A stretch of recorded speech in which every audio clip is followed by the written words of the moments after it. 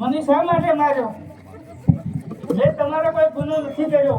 અરે વાલી, તે મારો કઈ ગુનો નથી કર્યો, પણ તે તારા ભાઈનો ગુનો કર્યો છે. એ મોટો ગુનો તો એ કર્યો છે કે તારી જે ભાઈની પત્ની હતી એ તો માં સમાન કહેવાય, પણ તે એ માને પણ તે પોતાની પઠાણી બનાવી માટે એ પેલે પાપ કર્યું છે. તો એ મૂર્તિનો ભાગીદાર બન્યો છે, માટે તારે હવે મરવું પડશે. હે પ્રભુ, અમારા બે ભાઈઓના ઝઘડામાં તમારે કે વચ્ચે આગળ હતું? અરે જ્યાં જ્યાં અન્યાય થાય છે ત્યાં હું સ્વયં આવું છું અને અન્યાયનો સામનો કરું છું.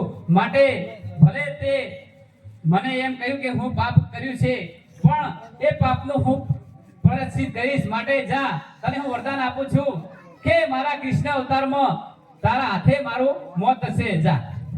હે પ્રભુ, મારી આત્માનો મુક્ત કરો. તમારા ચરણમાં સદાય મને રાખો. અરે વાલી, તું હંમેશા મારા હૃદયમાં રહીશ અને હું બીજા જન્મની તારી વાટ જોઈશ.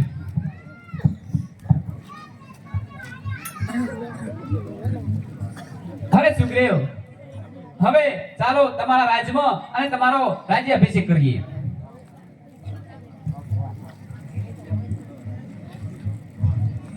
તમારા ઉપકાર તો હું કદી નહીં ભૂલું, અને તમારી જે પણ મારી મદદ હોય એ કરવા હું તૈયાર છું. અને સીતાને ગોતીને તમને લાવી આપી.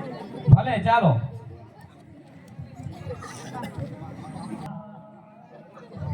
સુગ્રીવની એન્ટ્રી.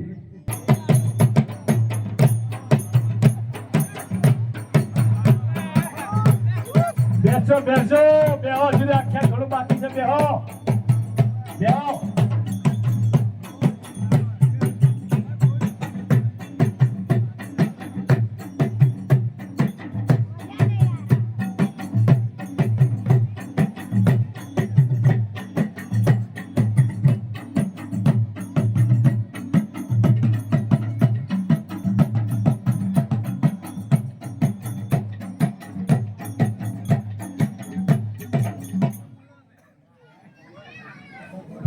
હવે સુગ્રીવને